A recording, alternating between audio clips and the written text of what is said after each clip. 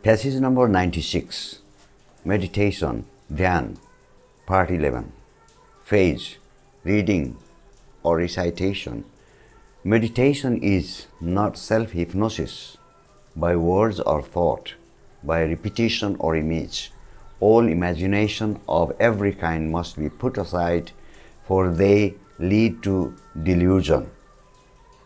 The understanding of facts and not theories, not the pursuit of conclusions and adjustments to them, and the ambitions of visions. All these must be set aside, and meditation is the understanding of these facts and so going beyond them. Self-knowing is the beginning of meditation. Otherwise, so-called meditation leads to every form of immaturity and silliness. Phase 2. Translation into Hindi. Meditation is not self-hypnosis by words or thought, by repetition or image.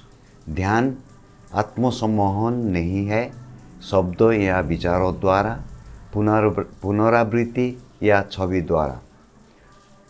All imagination of every kind must be put aside, for they lead to delusion. सभी प्रकार की कल्पनाओं को एक तरफ रख देना चाहिए, क्योंकि वे भ्रम की ओर ले जाती हैं. The understanding of facts are not theories, nor the pursuit of conclusions and adjustments to them, and the ambitions of visions. तथ्यों की समझ, न कि सिद्धांतों की, न कि निष्कर्षों की खोज और उनके लिए समायोजन और दृश्य की महत्वाकांक्षाएं ध्यान है.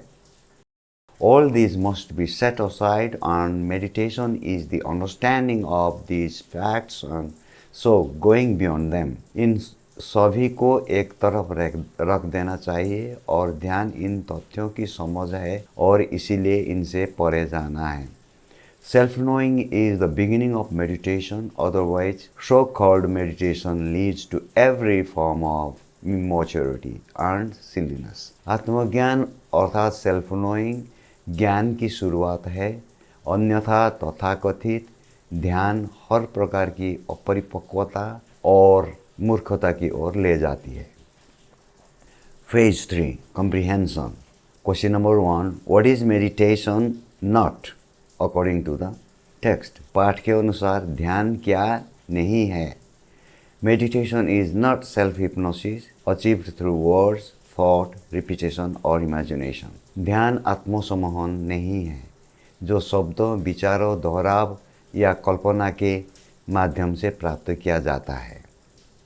Next, what should we put aside in the practice of meditation as mentioned in the text? जैसा कि पाठ में बताया गया है, ध्यान के अभ्यास में क्या अलग रखना चाहिए? In meditation, one should put aside imagination, theories, conclusions and visions to avoid delusion.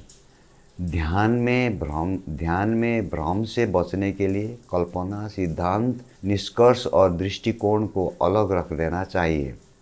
What is emphasized as the starting point for meditation in the text? पाठ में ध्यान के शुरुआती बिंदु के रूप में किस पर जोर दिया गया है? Self-knowing is highlighted as the beginning of meditation. ध्यान की शुरुआत के रूप में आत्मज्ञान अर्थात self-knowing पर प्रकाश डाला गया है. What does the text warn against in the practice of meditation?